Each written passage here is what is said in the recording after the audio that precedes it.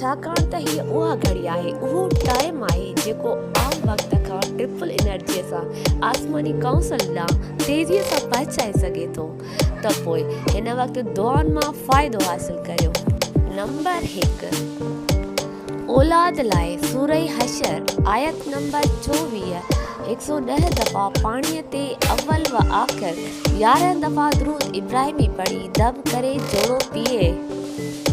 Number 2, मुक़दमनि में कामयाबियूं, दुश्मननि खां हिफ़ाज़त, मुसीबतनि खां छोटकारे लाइ। फ़ैसलनि में कामयाबीअ लाइ सूरह फ़ील 120 दफ़ा अव्वल व आख़िर 12 दफ़ा दुरूद इब्राहिमी सां पढ़ंदा ऐं दुआ घुरंदा। नंबर 3,